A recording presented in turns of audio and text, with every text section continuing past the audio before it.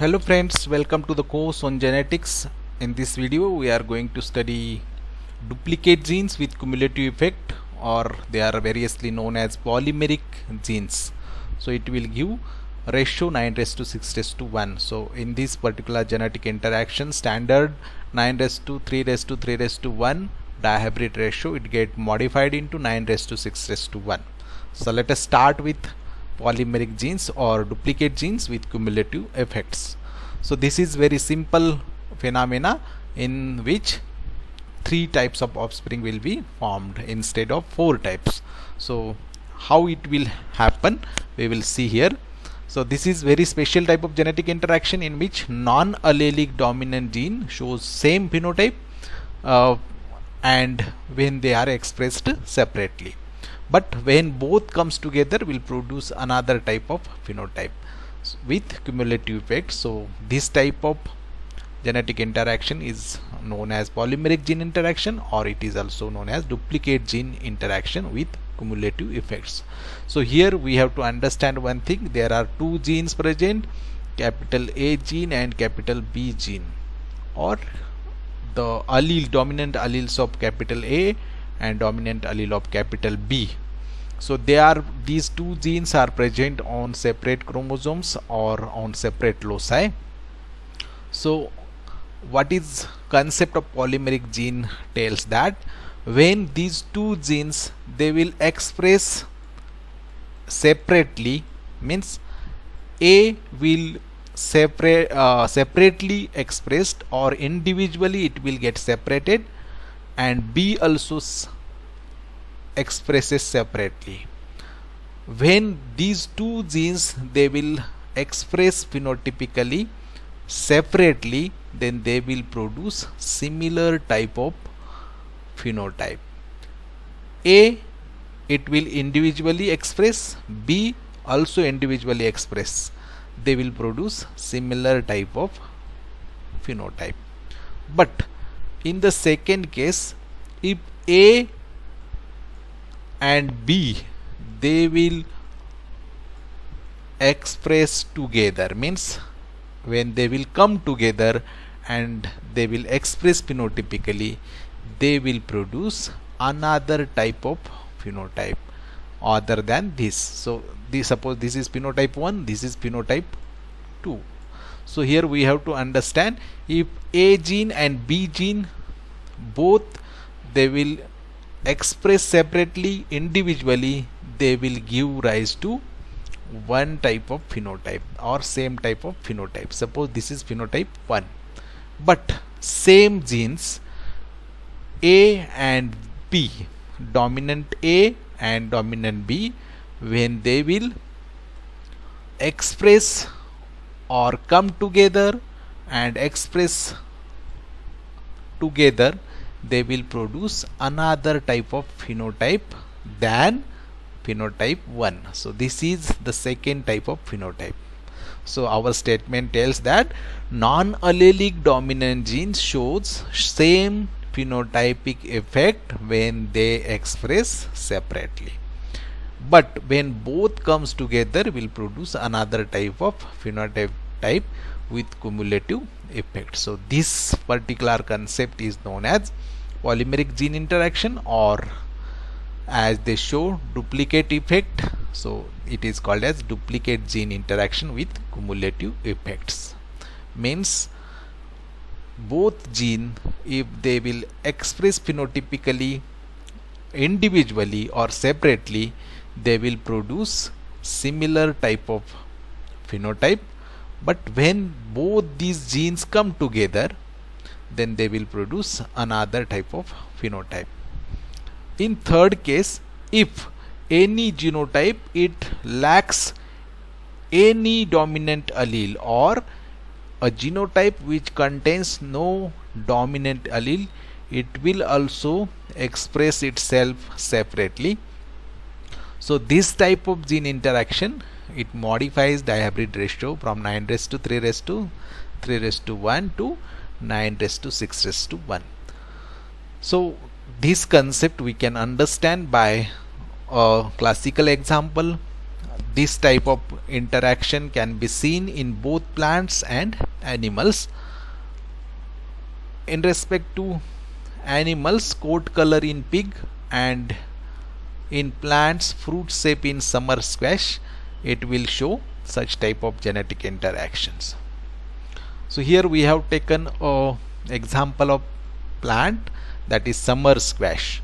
So this plant, it produces three types of fruits or fruit shapes. Three fruit shapes can be seen in this plant. These are disc shaped, spherical shaped, and long fruit. Some fruits are disc shaped, some fruit are spherical, and some are long fruits. There are different types of genotypes responsible for the expression of such type of fruits. See, disc shaped fruits will be produced due to two dominant genes, that is L and M. Here we have to understand one thing. The word and has been come here. And means when both genes are included in the expression of a phenotype, then it is known as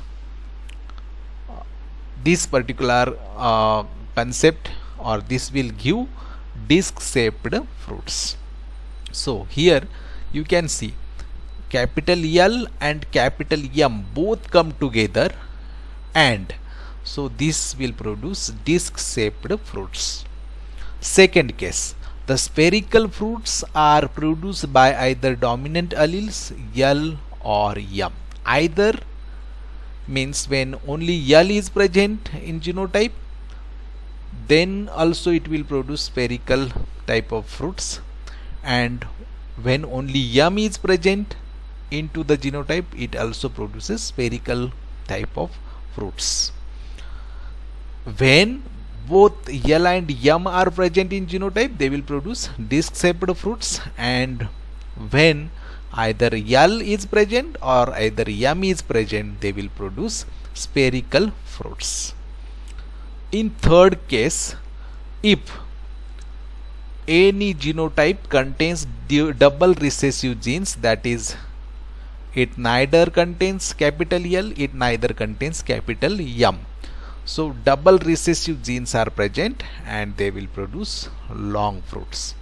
So one thing is clear from here, three types of plants or three types of fruits have been formed, and how they are formed. When L and M come together, they will produce this shaped fruit. When either L and M is present in genotype, it will produce spherical fruits, and if a genotype contains neither capital L neither nor capital M, then it will produce double recessive gene and it will produce long fruits. So this is very clear from this example. Now we will see when a summer squash plant having disc shaped fruits which having genotype capital L, capital L, capital M, capital M, it is crossed with another plant producing long fruits, that is small l, small l, small m, small m. F1 plants will be with disc shaped fruits because it contains both capital L and capital M. When such F1 plants are allowed to cross with each other, three types of plant fruits will be produced, that is disc, spherical and long fruits will be appeared in F2 generation, and it will give the phenotypic ratio 9:6:1. So here we have selected two parents. One, it is dominant parent, that is it contains all the alleles dominant capital L, capital L, capital M, capital M, which will produce disc shaped fruit. Why? Because it contains both L and M capital and dominant genes. But here you can see this parent, it is recessive parent which contains no dominant gene present, so it will produce long fruits. Now they will give rise to gametes. So these are gametes. In F1, these gametes come together to form a heterozygous offspring which contains genes of both parents. And here you can see, here also capital L is present, capital M is also present. As per our rule, when both dominant genes are present in a genotype, they will definitely produce disc-shaped fruits. So here you can see disc-shaped fruits. So F1 offspring, all F1 offsprings will be having disc-shaped fruits. Now, if we allow these F1 offspring to self-fertilize, or we will allow them to selfing, what will happen? So in F2 you can see these are F1 gametes, these are male gametes, these are female gametes. In F2 generation you can see as usual 16 offspring will be formed, but instead of 4 type of phenotype, they will give rise to only 3 type of phenotypes here. So here you can see disc shaped, 9 disc shaped, 6 spherical and 1 long type of phenotype have been formed. So here you can see the disc shaped fruits are formed only when both capital L and capital M are present in a genotype. See, so in all these 9 cases you can see both capital L and capital M are present. So as per our rule, when both dominant genes are present or dominant alleles are present in a genotype, they will give disc-shaped fruits. In second case, here you can see in all these 6 type of genotype which showing spherical shaped fruits, they contains either capital L present or capital M present. Here you can see only capital L is present. Here also you can see only capital L is present. Here you can see only capital M is present. Here also capital M is present. Here only capital L present. Here only capital M present. So when capital L only or capital M only is present in a genotype, they will show duplicate gene effect and they will produce similar type of phenotype. That is, such type of genotype will produce spherical fruits in the summer squash plant. So this is the second case. Here you can see last case. Here both the genes contains recessive alleles. No any gene contains dominant allele. So here you can see genotype small l, small l, small m, small m. So there is no any dominant allele present. So it will produce another type of phenotype other than these both cases, that is this kind spherical. So another type of phenotype will be formed, that is the fruit will be long.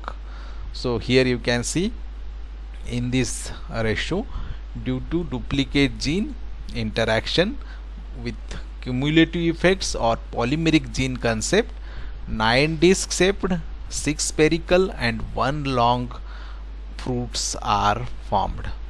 They will appear in the ratio 9:6:1 instead of 9:3:3:1. So this is also a special type of genetic interactions we can see.